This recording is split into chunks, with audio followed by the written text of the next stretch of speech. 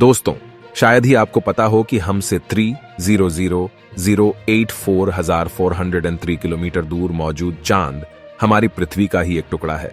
और शायद यही वजह है कि हमारे किस्से कहानियों में इसे मामा कहा जाता है। चांद हमारे लिए कितना जरूरी है, आप इस बात से अंदाजा लगा सकते हैं कि अगर ये ना रहे तो पृथ्वी पर दिन सिर्फ 6 घंटे का ही होगा।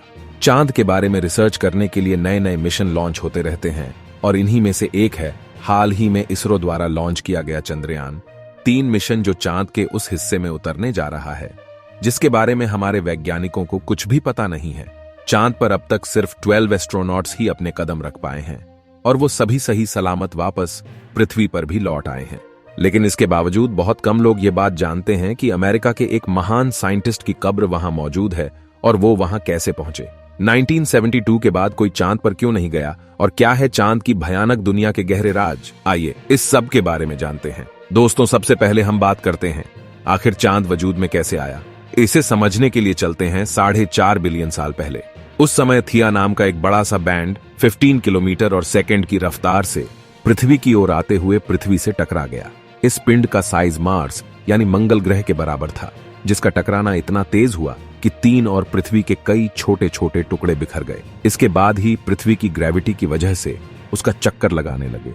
काफी समय गुजरने के बाद ये छोटे छोटे टुकड़े आपस में जुड़ गए और उसके बाद से इन्होंने एक उपग्रह का रूप ले लिया, जिसे आज हम चांद के नाम से जानते हैं। धूल और मलबे से बने इस चांद का वजन 81 अरब टन है, जो देखने में तो पृथ्वी से गोल नजर आता है, लेकिन इसकी शेप अंडाकार है।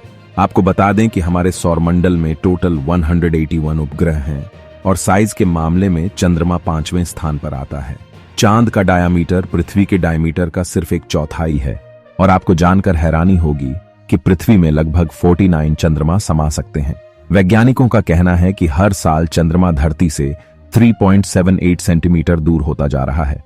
अगर इस तरह 50 अरब साल तक यही होता रहा तो धरती की परिक्रमा करने में चंद्रमा को 47 दिन लगेंगे, जबकि अगर बात करें तो अभी इसे पृथ्वी की परिक्रमा करने में 28 दिन लगते हैं। अब चांद यहां से तो चमकीली हुई बॉल नजर आता है, लेकिन क्या आपने कभी सोचा है कि वो अपनी सतह से कैसा नजर आता होगा? वहां का वातावरण कैसा होगा?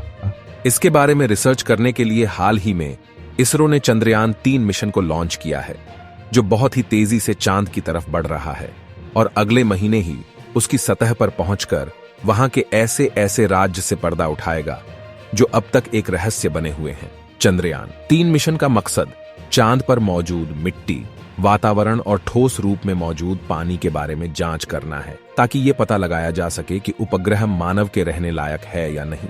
वैसे चंद्रयान-3 से पहले भी अलग अलग देश के कई मून मिशन लॉन्च किए जा चुके हैं, जिनमें से सबसे पॉपुलर है अपोलो मिशन। इस मिशन में पहली बार इंसान ने पृथ्वी को छोड़कर किसी दूसरे सतह पर अपना कदम रखा था। चांद पर पहुंचने वाले पहले इंसान नील आर्मस्ट्रांग, जिन्होंने 21 जुलाई 1969 को चंद्रमा पर लैंडिंग की थी, और आज भी इनके पैरों के निशान चंद्रमा की सतह पर वैसे ही पड़े हुए हैं जैसा कि वो छोड़कर आए थे। ऐसा इसलिए क्योंकि चांद के वायुमंडल में हवा नहीं है। इसके अलावा चंद्रमा की गुरुत्वाकर्षण शक्ति भी पृथ्वी से कम है। इस वजह से चंद्रमा पर इंसान का वजन 16.5% कम हो जाता है। ग्रेविटी कम होने की वजह से ही अंतरिक्ष यात्री चांद की सतह पर उछल कूद करते हुए चलते नजर आते हैं। नासा द्वारा जारी किए गए वीडियो में आप देख सकते हैं कि कैसे नील आर्मस्ट्रांग कंगारू जैसे उछलते हुए अपना मिशन अंजाम दे रहे हैं। लेकिन इन एस्ट्रोनॉट्स ने वहां ऐसी ऐसी चीजें स्पीड की हैं जिसके बारे में शायद ही आपने सुना हो। असल में जब ईगल नाम का स्पेसक्राफ्ट नील आर्मस्ट्रांग और उनके साथी बज एल्ड्रिन को लेकर चांद पर लैंडिंग कर रहा था, तो उसके बाद स्पेसक्राफ्ट पर मौजूद फ्यूल बर्फ का रूप लेने लगा। इसकी वजह थी चांद पर मौजूद लोग। इसके कारण फ्यूल पाइप का प्रेशर जरूरत से ज्यादा बढ़ गया था और ऐसा लग रहा था कि ये कुछ ही पलों में ब्लास्ट कर जाएगा। स्पेसक्राफ्ट को इस हालत में देख दोनों अंतरिक्ष यात्रियों की हालत खराब हो गई थी, क्योंकि यही एकमात्र जरिया था जिसकी मदद से वह पृथ्वी पर वापस आ सकते थे, और अगर यह नहीं रहा तो वह धरती पर मौजूद टीम से संपर्क बना पाते और न ही किसी तरह की मदद की आस रहती। पर इसे करिश्मा ही कहिए कि 2 घंटे बाद धीरे धीरे फ्यूल पाइप का प्रेशर कम होने लगा और इंजन वापस अपनी पहली अवस्था में आ गया। तब जाकर दोनों अंतरिक्ष यात्रियों ने चैन की सांस ली। एस्ट्रोनॉट आर्गन, क्या वह आखिरी इंसान थे जिन्होंने मिशन अपोलो 17 के तहत दिसंबर 1972 को चांद की धरती पर कदम रखा था? साथ ही चंद्रमा पर सबसे अधिक समय बिताने का रिकॉर्ड भी इन्हीं के नाम है, जो 74 घंटे 59 मिनट और 30 सेकंड तक वहां रहे। लेकिन इनके बाद सिर्फ मैकेनिकल रोबोट को ही चांद पर भेजा गया। पर ऐसा क्यों अब इंसानों को वहां नहीं भेजा जाता? असल में इसकी वजह है मिशन पर लगने वाला खर्च। चांद पर अंतरिक्ष यात्रियों को भेजने में लगभग 35 अरब डॉलर का खर्च आता है, जिस वजह से बार बार ऐसा करना किसी भी देश के लिए बहुत ज्यादा मुश्किल टास्क बन गया है। वहीं मैकेनिकल रोबोट्स को कम खर्च में वहां पहुंचाया जा सकता है और इसमें किसी की जान जाने का खतरा भी नहीं रहता। आपको बता दें कि जो चमकता हुआ चांद हमें नजर आता है उसका एक हिस्सा है और इसके अपोजिट साइड वाले हिस्से हमें कभी नहीं दिखते। लाइट वाले हिस्से का तापमान लगभग 180 डिग्री सेल्सियस तक पहुंच जाता है, जिसकी गर्मी हम मनुष्यों के लिए सहन करने योग्य नहीं है। वहीं अंधेरे वाला हिस्सा यानी साउथ पोल का तापमान करीबन -153 डिग्री तक पहुंच जाता है। यही वजह है कि चांद पर अभी तक जितने भी अंतरिक्ष यात्री गए वो इसके नॉर्दर्न एरियाज में ही उतरे। इसलिए साउदर्न एरिया के बारे में हमारे साइंटिस्ट्स के पास तो ज्यादा जानकारी नहीं है। पर खास बात यह है कि चंद्रयान 3 चांद के साउदर्न एरिया में ही उतरने वाला है। इसके बाद हमें वहां से जुड़ी ऐसी चीजों के बारे में पता चलेगा जिससे हम चांद का एक नया रूप देख सकेंगे। चंद्रयान 2 को भी इसी हिस्से में लैंड कराने की कोशिश की गई थी, लेकिन उसी दौरान क्रैश हो गया था।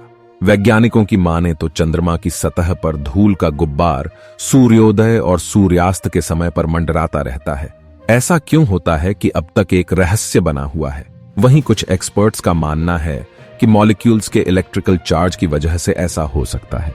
हालांकि थियरी को अभी तक किसी भी तरह का अप्रूवल नहीं मिला है, इसलिए यह धूल का गुब्बार हवा न होने के बावजूद चांद की सतह पर कैसे मंडराते हैं, यह अब भी अपने आप में एक सवाल है। लेकिन चांद पर भी दाग है।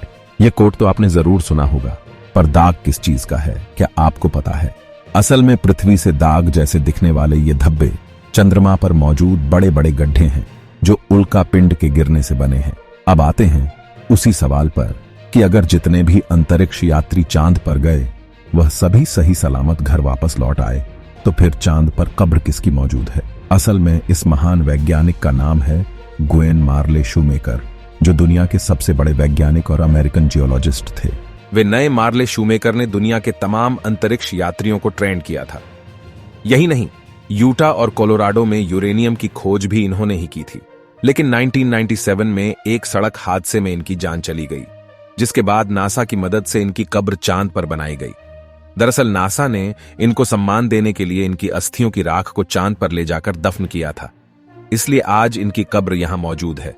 तो दोस्तों, ये थी चांद से जुड़ी कुछ अहम जानकारियां। वाकई आज के लिए बस इतना ही। वीडियो अच्छी लगी हो तो इसे लाइक और शेयर जरूर करें, और अगर आप चैनल पर नए हैं तो चैनल को सब्सक्राइब भी जरूर करें। मिलते हैं जल्दी ही ऐसे एक और इंटरेस्टिंग वीडियो के साथ। तब तक के लिए गुड बाय।